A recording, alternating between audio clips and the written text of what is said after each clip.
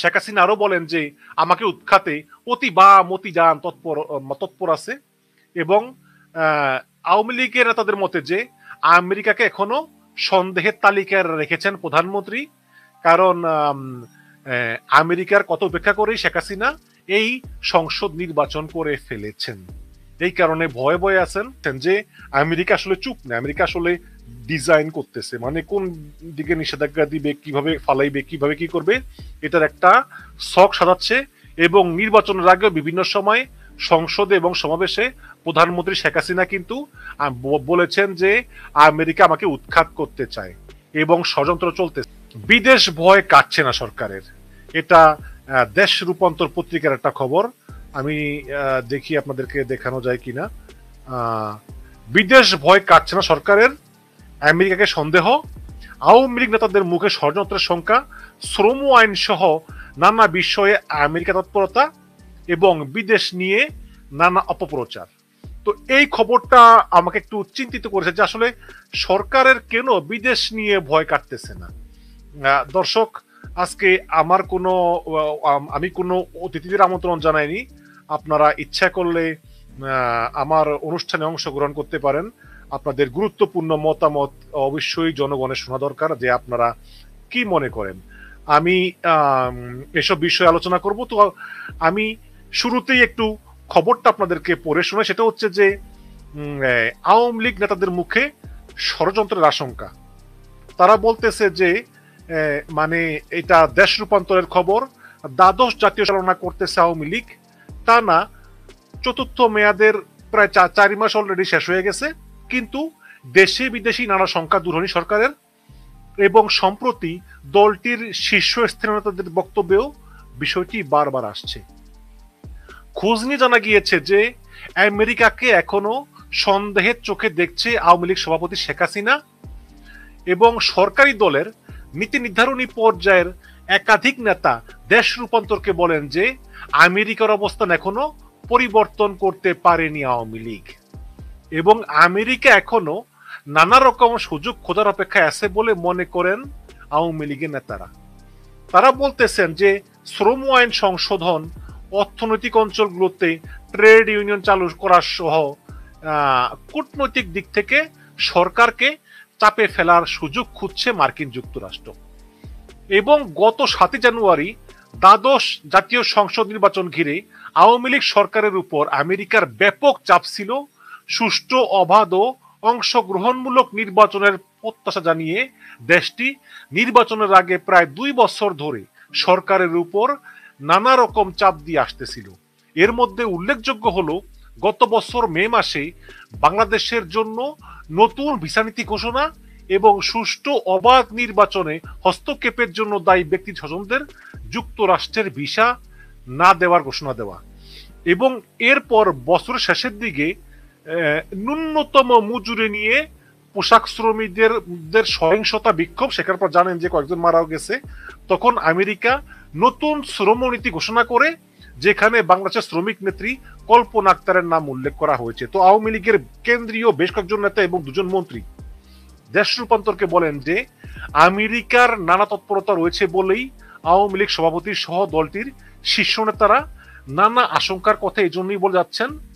এবং শেখ হাসিনাও কিন্তু সংবাদ সম্মেলনে, আমি আলোচনা করবো এ ব্যাপারে, তিনি বলেছেন যে আমাকে ক্ষমতা থেকে সরিয়ে দিয়ে কাকে বসাবেন, মানে আমাকে ক্ষমতা থেকে সরিয়ে দিয়ে কাকে ক্ষমতায় বসাবেন। একটা স্বৈরাচার, একটা খুনি, একটা ভোট চোর একজন প্রধানমন্ত্রী, তিনি বলেন যে আমাকে ক্ষমতা থেকে সরিয়ে দিয়ে কাকে ক্ষমতায় বসাবেন, তার মানে আমার কোনো বিকল্প নাই। মানে এটা হচ্ছে একদম চরম স্বৈরাচারদের কথাবার্তা। একটা স্বৈরাচার নিজেকে কাল্ট রূপে প্রতিষ্ঠা করে যে আমি ছাড়া আর কে আছে, আমার কোনো বিকল্প নাই। আরে ভাই, এই পৃথিবীতে কি কেউ চিরদিন ক্ষমতায় থাকে? কেউ চিরদিন বাসে? ওই যে একজন লোক আছে না, আমি নাম বলতে পারতেছি না, নাম বললে আবার ফেসবুক রেস্ট্রিকশন দিবে, তিনি ছাড়া কি জার্মানি চলতেছে না? সাদ্দাম ছাড়া কি ইরাক চলতেছে না? গাদ্দাফি ছাড়া লিবিয়া চলতেছে না? এইসব কথা যারা বলে তারা হচ্ছে চরম স্বৈরাচার, এবং এই স্বৈরাচার এভাবেই বলে যে আমার কোনো বিকল্প নাই। এই হাসিনার বিকল্প বিএনপির ভিতরেও হাজার হাজার আছে, হাজার হাজার আছে। আওয়ামী লীগ তো দূরে থাক, বিএনপির ভিতরে হাজার হাজার আছে। এই পৃথিবীতে কারোর জন্য কিছু থেমে থাকে না। যাই হোক, ওবায়দুল কাদেরও এরকম একটা আশঙ্কার কথা জানান, এবং শেখ হাসিনা আরো বলেন যে আমাকে উৎখাতে অতি বাম অতি যান তৎপর আছে, এবং আওয়ামী লীগের নেতাদের মতে যে আমেরিকাকে এখনো সন্দেহের তালিকায় রেখেছেন প্রধানমন্ত্রী, কারণ আমেরিকার কত উপেক্ষা করে শেখ হাসিনা এই সংসদ নির্বাচন করে ফেলেছেন, এই কারণে ভয়ে ভয়ে আছেন।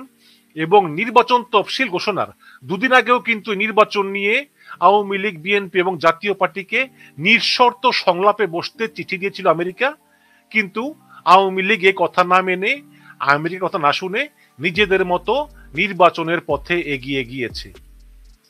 এবং দ্বাদশ সংসদ নির্বাচনের আগে 28 অক্টোবর বিএনপির মহাসমাবেশ ঘিরে রাজধানীতে ব্যাপক সহিংসতা হয়। এক পুলিশ কনস্টেবলকে পিটিয়ে মেরে ফেলা হয় এবং যুব দলের এক নেতাও নিহত হয়। এরপর ব্যাপক ধরপাকড় শুরু হয়, বিএনপিও পাল্টা অবর হরতাল দেয়, এবং সেই সময় আমেরিকা, ইউরোপিয়ান ইউনিয়ন এবং জাতিসংঘ উদ্বেগ প্রকাশ করেছিল। এবং আপনারা জানেন যে আমেরিকা এবং ইংল্যান্ড তারা একসঙ্গে মিলেমিশে কাজ করে। ইংল্যান্ডের যে হাইকমিশনার সারা কুক, তিনিও কিন্তু বিএনপির সঙ্গে একটা মিটিং করেছেন, এবং সেখানে তিনি বিএনপি জিজ্ঞেস করেছেন যে বিএনপির পরবর্তী কর্মপন্থা কি। তবে একটা বিষয় কি জানেন, সেটা হচ্ছে কি, আমি একটা বিষয় আওয়ামী লীগের ভিতরে দেখেছি, বিএনপির ভিতরে দেখেছি, কিন্তু আওয়ামী লীগের সঙ্গে বিদেশিদের কোনো বৈঠক করলে সেটা কিন্তু ফাঁস হয়ে যায় যেভাবেই হোক, কিন্তু বিএনপির সঙ্গে কোনো বৈঠক হলে বিএনপির সঙ্গে বিদেশিদের কি কথা হলো না হলো এটা কিন্তু ফাঁস হয় না।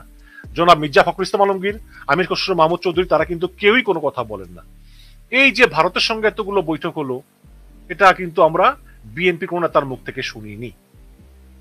আমি এর আগে যে লাইভটা করেছি সেখানে আমি স্পষ্ট বলেছি যে আমি কিন্তু জানতাম যে বিএনপির সঙ্গে ভারতের একাধিকবার বৈঠক এর আগে হয়েছে, এবং পরে তারেক রহমানের সঙ্গেও কিন্তু বিএনপির একাধিকবার বৈঠক হয়েছে, কারণ আওয়ামী লীগ কিন্তু গোপনে গোপনে বিএনপিকে নির্বাচনে আনার কোনো চেষ্টারই বাদ রাখেনি। কিন্তু শেখ হাসিনার কথা একটাই, যে আমি যা মন চাই, আমি যা খুশি মেনে নিতে রাজি আছি। দুইটা জিনিস আমি মেনে নেব, একটা হচ্ছে আমি ক্ষমতা ছেড়ে নির্বাচন দেব না, আর দ্বিতীয় হচ্ছে আমি বিএনপি ক্ষমতা আসতে দিব না। এই দুইটা ছাড়া আর সব রাজি আছি। তো এই দুইটা তো আর এরকম তো আর হয় না। এখন গতকালকে আমাদের, আপনার আমার সবার প্রিয় রুহুল কবির রিজভী ভাই, তিনি কনক সরোয়ারের টকশোতে এসেছিলেন। তো সেখানে তিনি যা বললেন তা হলো যে তিনি জানেন না। তিনি বলছেন যে অবশ্য তিনি যুগ্ম মহাসচিব এবং দলের দপ্তর সম্পাদকের পদে আছেন, মানে দপ্তর মেনটেন করেন। তিনি বলেন যে আমি তো জানি না এই যে কারাগারে বিএনপির সঙ্গে আমেরিকার ভারতের মিটিং হলো, বৈঠক হলো, আমি তো জানি না। এবং কনক সরোয়ার ভাইও বললো যে এটা অ্যাসালমের পত্রিকা। কিন্তু আমার কাছে একটা বিষয় মনে হয় যে এরকমও হতে পারে হয়তোবা রুহুল কবির রিজভীকে জানানো হয়নি, কারণ তিনি এন্টি ইন্ডিয়ান নেতা, তিনি ভারতকে পছন্দ করেন নাই, কারণও জানানো হয়নি। আচ্ছা, খবরের কাগজের যে সম্পাদক আব্দি ভাই, তিনি লিখেছেন এটা, ধরে নিলাম তিনি গুজব ছড়িয়েছেন, কিন্তু যেহেতু এটা অ্যাসালমের পত্রিকা, মানব জমিন তো আর অ্যাসালমের পত্রিকা না। মানব জমিনও তো লিখেছে যে নির্বাচনের 7 দিন আগে সুইজারল্যান্ডে তারেক রহমানের সঙ্গে ভারতীয় ঊর্ধ্বতন কিছু কর্মকর্তার বৈঠক হয়েছে, কিন্তু সেই বৈঠকে তারেক রহমান স্পষ্ট বলেছেন যে বাংলাদেশের জনগণের ইচ্ছার বিরুদ্ধে বিএনপি নির্বাচনে যেতে পারে না। তো এই সমস্ত বিষয় আর কি। এখন যাই হোক, এগুলো তো আলোচনা আরো চলবে। আমি মনে করি যে ভারতের সঙ্গে বিএনপির আলোচনায় কোনো সমস্যা নেই, আলোচনায় কোনো সমস্যা নেই, কিন্তু যাতে বিএনপি নতি স্বীকার না করে, কারণ বিএনপির নিজের ইচ্ছা কোনো ইচ্ছা না, বাংলাদেশের জনগণের ইচ্ছাই হওয়া উচিত, বিএনপির ইচ্ছা, জামাতের ইচ্ছা। সেই ইচ্ছার সঙ্গে কোনো কম্প্রোমাইজ বিএনপি করবে না। বিএনপি আওয়ামী লীগের সঙ্গে আলোচনায় বসতে পারে, ভারতের সঙ্গে আরো 1000 বার বসতে পারে, কিন্তু জনগণ যা চায় তার বাইরে বিএনপি যেতে পারে না। এটা হচ্ছে বাস্তবতা। এখন চোরের মনে তো পুলিশ পুলিশ, তাই না? চোরের মনে পুলিশ পুলিশ। এখন শেখ হাসিনা যত যাই হোক না কেন, শেখ হাসিনা তো জানে যে সে যে নিজের মানে জনগণের ভোটে নির্বাচিত না। এখানে বলেছে যে কাজী জাফরুল্লাহ, আওয়ামী লীগের প্রেসিডেন্ট সদস্য, যিনি ওই যে নিক্সন চৌধুরীর সঙ্গে বারে বারে জামানত বাজেয়াপ্ত হয়, তিনি বলেছেন যে সরকারের বিরুদ্ধে দেশ বিদেশি নানা অপপ্রচার নিয়ে এক ধরনের অস্বস্তি রয়েছে এবং দল ও দেশের মানুষকে সচেতন করার লক্ষ্যে মূলত এভাবে আমরা সতর্ক অবস্থানে আছি এবং আমেরিকা এখনো কিন্তু সরকারকে বেকায়দায় ফেলতে চায় এবং আমেরিকা মূলত ভারতের লোকসভা নির্বাচন শেষে বাংলাদেশের বিভিন্ন ইস্যুতে আরো বেশি করে নাক গলানো শুরু করবে। মানে আওয়ামী লীগের একটা মিটিং হয়েছে, তারা মনে করতেছে যে ভারতের যে সাধারণ নির্বাচন, এই নির্বাচনের কারণে আমেরিকা আপাতত চুপ আছে। যদি না কোনোভাবে নরেন্দ্র মোদীর পতন হয়ে কংগ্রেস ক্ষমতায় আসে, তখন কংগ্রেসের সঙ্গে আলোচনা করে বাংলাদেশের বিভিন্ন ইস্যুতে আমেরিকা আরো বেশি নাক গলানো শুরু করবে বলে আওয়ামী লীগ মনে করতেছেন। এবং তারা আরো মনে করতেছেন যে আমেরিকা আসলে চুপ না, আমেরিকা আসলে ডিজাইন করতেছে, মানে কোন দিকে নিষেধাজ্ঞা দিবে, কিভাবে ফালাইবে, কিভাবে কি করবে, এটার একটা ছক সাজাচ্ছে। এবং নির্বাচনের আগে বিভিন্ন সময় সংসদে এবং সমাবেশে প্রধানমন্ত্রী শেখ হাসিনা কিন্তু বলেছেন যে আমেরিকা আমাকে উৎখাত করতে চায় এবং ষড়যন্ত্র চলতেছে, সেন্ট মার্টিন চায়। এবং শেখ হাসিনা এও বলেছেন যে আমেরিকা চাইলে যে কোনো দেশের সরকার প্রধানকে উৎখাত করতে পারে।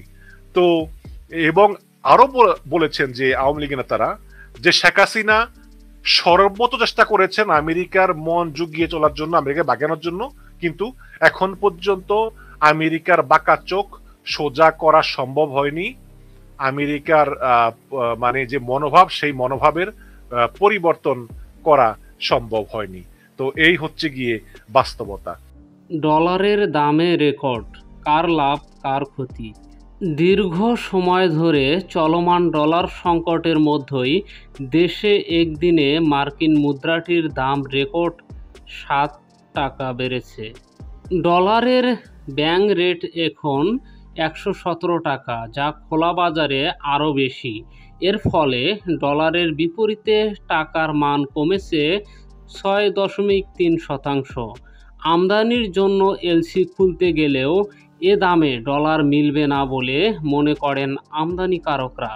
এতে বাড়বে আমদানি খরচ, মূল্যস্ফীতি আরও বাড়বে, আমদানি নির্ভর পণ্যগুলো কিনতে হবে আরও বেশি দামে। পণ্যের দাম বাড়লে চাপে পড়বে সাধারণ মানুষ। আমদানিকারকরা বলছে ডলারের দাম মরার উপর খরার ঘা, কারণ যেসব নিত্যপণ্য আমদানি করতে হয় সেগুলো ঋণপত্র খুলতে অনেক ব্যবসায়ী নির্ধারিত দামের চেয়ে বেশি ডলার কিনতে হয়, যার প্রভাব পড়বে বর্তমান নিত্যপণ্যের বাজারে। আর আমদানি করা পণ্যের দাম বাড়বে। বর্তমানে ডলার বিনিময় হার নির্ধারণে ক্রলিং পেগ দেশীয় মুদ্রার সঙ্গে বৈদেশিক মুদ্রার বিনিময় হার সমন্বয়ের একটি পদ্ধতিতে টাকার বড় ধরনের অবমূল্যায়ন হয়েছে। এখন ডলারের জন্য গুনতে হবে আগের চেয়েও বেশি দাম। এতে আমদানিতে নেতিবাচক প্রভাব পড়বে। পণ্যের দাম বাড়তে বাধ্য হবেন আমদানিকারকরা, চাপে পড়বেন সাধারণ মানুষ, মূল্যস্ফীতি আরও বেড়ে যাবে, মানুষ কষ্ট পাবে। বেশ কয়েক মাস ধরেই ডলারের বাড়তি দামের কারণে খুচরা বাজারে বেড়েছে আমদানি করা নিত্যপণ্যের দাম। দেশে খাদ্যশস্য ও অন্য পণ্য আমদানি করতে হয় পুরোপুরি যোগান মেটাতে, যে কারণে দেশের বাজারে পণ্যের দামে ডলারের সবচেয়ে বড় প্রভাব থাকে। বিশেষ করে চিনি, পাম তেল, সয়াবিন তেল, দুধ ও দুগ্ধজাত পণ্য, আদা, মরিচ, গম, চাল, মসুর ডাল, পেঁয়াজ, আদা, রসুন, তেলবীজ রয়েছে শীর্ষ খাদ্য সামগ্রী আমদানির মধ্যে। এছাড়া সাধারণ মানুষের নিত্য প্রয়োজনীয় সাবান, শ্যাম্পু থেকে শুরু করে শিক্ষা, চিকিৎসা, পরিবহন সহ খাদ্য বহির্ভূত খাতেও খরচ বাড়বে। সংশ্লিষ্ট বলছে মুদ্রাস্ফীতি ধনী গরিব নির্বিশেষে সবার ওপর চাপ বাড়ায়। আয় বৃদ্ধির তুলনায় মুদ্রাস্ফীতি বেশি হলে গরিব ও মধ্যবিত্তের সংসার চালাতে ভোগান্তিতে বাড়ে। এমনিতেই এখন বাজারে জিনিসপত্রের দাম চড়া, তার সঙ্গে পোশাক, শিক্ষা, চিকিৎসা সহ পরিবহন খাতেও খরচ বেড়েছে। সব মিলিয়ে মূল্যস্ফীতির চাপ সামাল দিতে হিমশিম খাচ্ছে মানুষ। বাংলাদেশ দোকান মালিক সমিতির সভাপতি হেলাল উদ্দিন বলেন, আমরা আমদানি নির্ভর। দীর্ঘদিন ধরেই আমাদের অর্থনীতি চাপে আছে। এখন হঠাৎ করেই ডলারের দাম খুব বেশি হলে এর নেতিবাচক প্রভাব তৈরি হবে। বিশেষ করে আমদানিতে নেতিবাচক প্রভাব পড়বে। পণ্যের আমদানির খরচ বেড়ে যাবে। এতে পণ্যের দাম বাড়তে বাধ্য হবেন আমদানিকারকরা। এতে চাপে পড়বে সাধারণ মানুষ। মূল্যস্ফীতি আরও বেড়ে যাবে, মানুষ কষ্ট পাবে। সম্মানিত প্রিয় দর্শক, এতক্ষণ ধৈর্য ধরে ভিডিওটি দেখার জন্য আপনাদেরকে অনেক অনেক ধন্যবাদ। ভিডিওটি লাইক, কমেন্ট ও বেশি বেশি শেয়ার করুন। এরকম ভিডিও পেতে চ্যানেলটি সাবস্ক্রাইব করে আমাদের সঙ্গে থাকুন। আসসালামু আলাইকুম।